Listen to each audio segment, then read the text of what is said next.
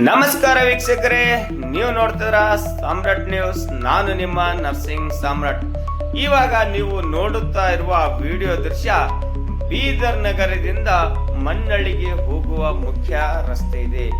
ಈ ಒಂದು ಮುಖ್ಯ ರಸ್ತೆಯ ಮಧ್ಯದಲ್ಲಿ ಸಾರ್ವಜನಿಕರಿಗೆ ಇಲ್ಲಿ ಟ್ರಾಫಿಕ್ ಜಾಸ್ತಿ ಇರುವುದರಿಂದ ಡಿವೈಡರ್ ಅನ್ನು ಅಳವಡಿಸಲಾಗಿದೆ. ಈ ಅಳವಡಿಸಿರುವ ಡಿವೈಡರ್ ಮಧ್ಯದಲ್ಲಿ ಸಾರ್ವಜನಿಕರಿಗೆ ಯಾವುದೇ ರೀತಿ ತೊಂದರೆ ಆಗಬಾರದೆಂದು ಗ್ರಿಲ್ ಅನ್ನು ಹಾಕಿದ್ದಾರೆ.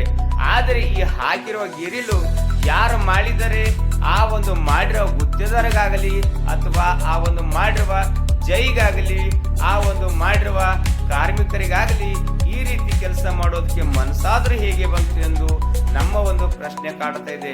ನೋಡಬೇಕು, ಈ ರೀತಿ ಕೆಲಸ ಮಾಡಬೇಕಾ?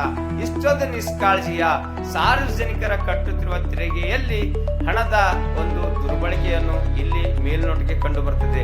ಕೂಡಲೇ ಸಂಬಂಧಪಟ್ಟ ಅಧಿಕಾರಿಗಳು ಇದನ್ನು ಗಮನ ಹರಿಸಿ ಯಾರು ಇದನ್ನು ಮಾಡಿದರೆ ಅಂಥವರ ವಿರುದ್ಧ ಅವರ ಒಂದು ಗುತ್ತಿಗೆಯ ಲೈಸೆನ್ಸ್ ಅನ್ನು ಕಪ್ಪು ಪಟ್ಟಿಗೆ ಸೇರಿಸಿ ಮುಂದೆ ಅವರಿಗೆ ಈ ರೀತಿ ಕೆಲಸ ಮಾಡೋದಕ್ಕೆ ಅವಕಾಶ ಮಾಡಿಕೊಡಬಹುದು. ಮತ್ತೆ ಇದನ್ನು ಯಾರು ಸಂಬಂಧಪಟ್ಟ ಜೈ ಇದ್ದಾರೆ ಅವ್ರ ಮೇಲೆ ಸೂಕ್ತ ಕ್ರಮ ಕೈಗೊಂಡು ಮತ್ತೆ ಇದನ್ನು ಯಾರು ಬಿಲ್ ಪಾಸ್ ಮಾಡಿದರೆ ಅವ್ರ ಮೇಲೂ ಕೂಡ ಸೂಕ್ತ ಕ್ರಮ ಕೈಗೊಂಡು ಇನ್ನಾದರೂ ಮುಂದೆ ಈ ರೀತಿ ಕೆಲಸ ಮಾಡಬಾರದೆಂದು ಈ ಮೂಲಕ ತಮ್ಮ ಗಮನಕ್ಕೆ ತರಬಯಸ್ತಾ ಇದ್ದೇವೆ. ನಮಸ್ಕಾರ.